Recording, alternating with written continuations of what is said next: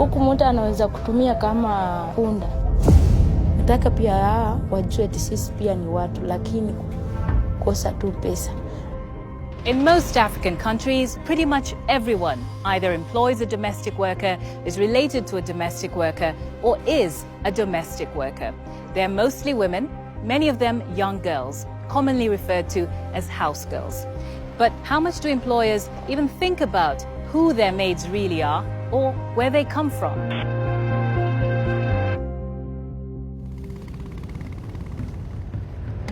We're in eastern Uganda, close to the border with Kenya.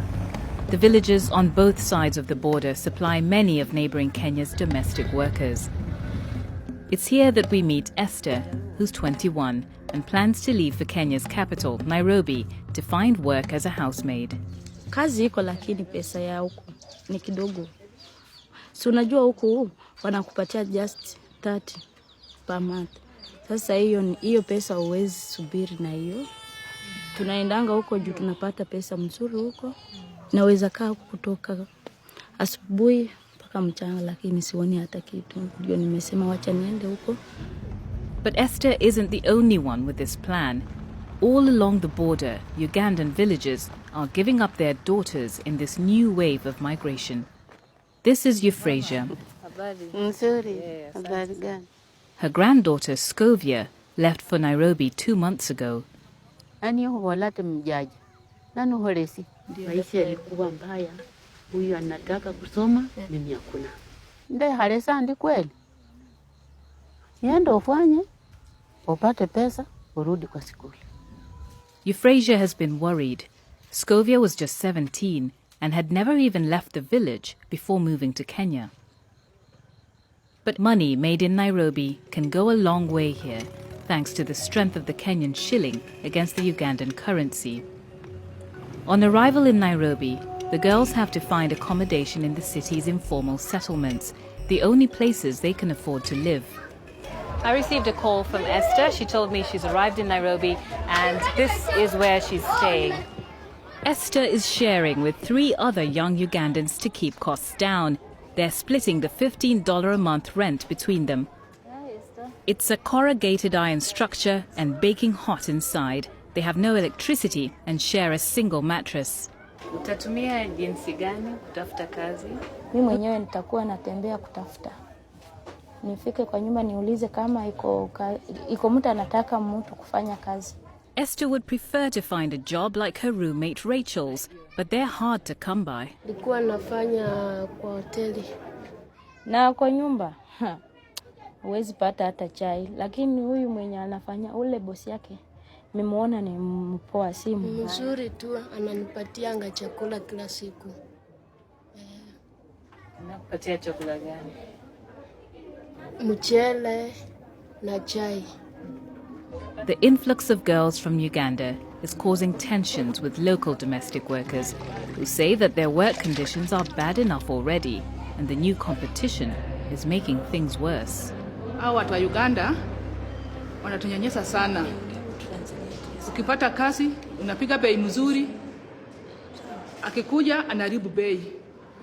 Sasa ukienda kuuliza kazi mahali anaambiwa wewe Mkenya, mimi sitaki Mkenya. Mimi nataka wale wa Uganda. Nyinyi wa Kenya bei yenu kali. An abundance of girls looking for work means employers can easily take advantage of their situation. Edith Morogo runs a shelter for girls who say they've been abused or mistreated. I see domestic workers as a unique group of workers because of the conditions under which they work. They are confined.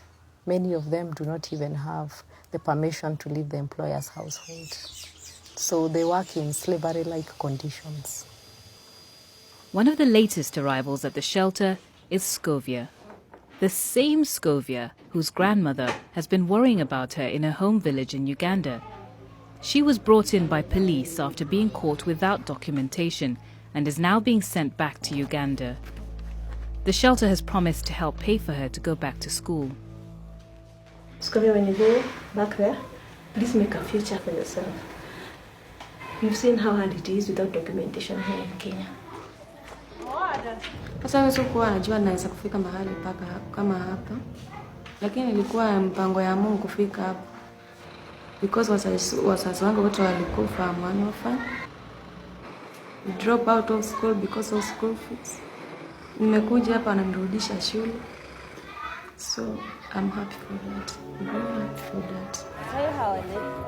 Esther is still in Nairobi and has found a job in a restaurant, but she has to walk the long distance there and back every day.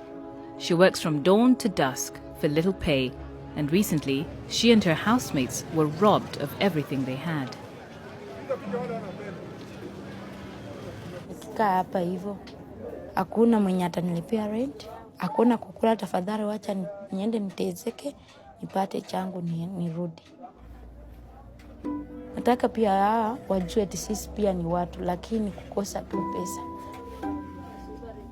Unajua sisi tukikuwa na pesa, tukikuwa tu the same. Maisha sikekuwa poa sisi wote, lakini sijui Mungu pia alipangaje. Wengine wakuwe maskini, wengine wakuwe hivyo. Scovia has made it back home. But the factors that pushed her to seek work in Nairobi haven't gone away. If the shelter can afford to pay for all her education, she will be one of the very few girls who find a way out.